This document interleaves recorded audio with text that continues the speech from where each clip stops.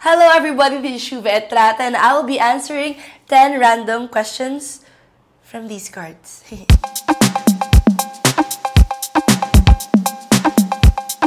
Sinong artista ang gusto mo maging BFF at bakit? Meron akong best friend, si Ashley Ortega, so okay na ako sa kanya. Kasi I'd rather keep my circle small para quality over quantity. Pero friends ko naman lahat po. Pero syempre kung gusto niyo ba talaga ng sagot, pero artista naman na yung best friend ko, okay na yun. Para sa'yo, ano ang ibig sabihin ng tagumpay? What is your definition of success?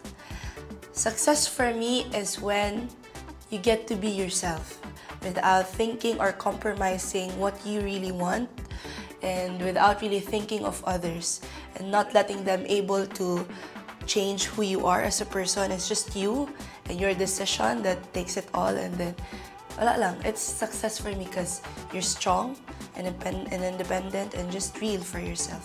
Ano ang ginagawa mo para ma-relax? Parang matulog, day. What do you do for relax? Matulog talaga. Ang daming gusto mag-artista dyan, pero pag artista ka kasi, deprive ka sa tulog. So, syempre, para ma-relax yung utak mo, itutulog mo na lang siya. So, kung may extra time ka, matulog ka. Anong pagkain ang kakainin mo araw-araw kung kaya mo? Dalawa to, munggo or salpikaw. Ang yaman ng babaeng to. Hindi salpikaw. Hindi, munggo talaga. Kasi, syempre, kung budget na talaga, munggo, kaya ko talaga yung kainin. Kahit sa isang buwan, puro munggo, araw-araw, kaya ko yan. Basta na, may manok lang, tsaka alugbati.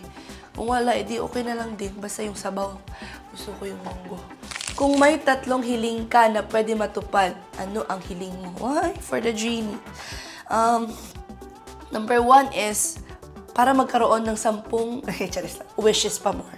Charis.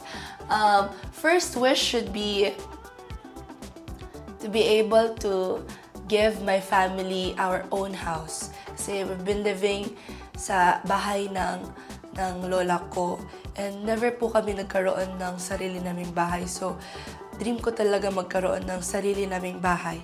And next wish is mapagtapos ko lahat ng kapatid ko. Medyo marami sila, 8 sila, pero kaya yan. Hindi ako titigil hanggat hindi sila mapagtapos lahat.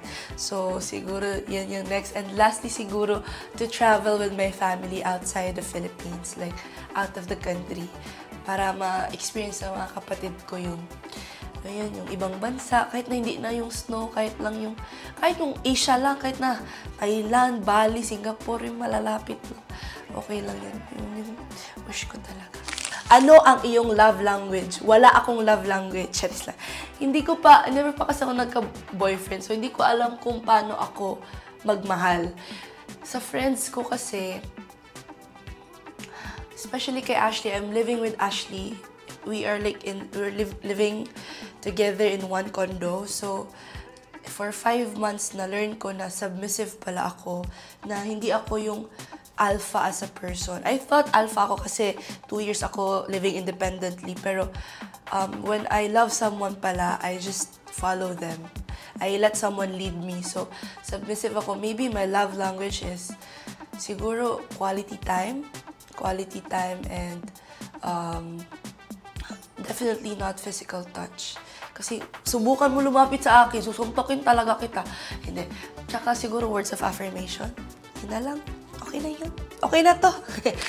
Mas gugustuhin mo bang umorder lang online o kumain sa labas? Ito. Mas gugustuhin kong magluto. Kasi gastos panday. Pero pag, for example, taping ako tapos wala na talaga akong extra time, mag-order na lang talaga ako online. Kung maaari ka lamang, English na lang, ang haba ng Tagalog nyo dito.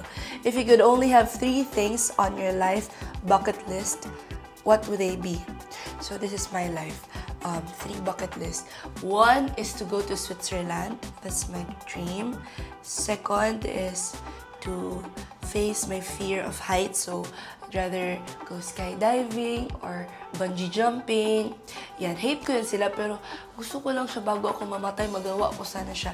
And siguro third is to marry someone na na hindi kagaya ng, ba't ko sinasabi to?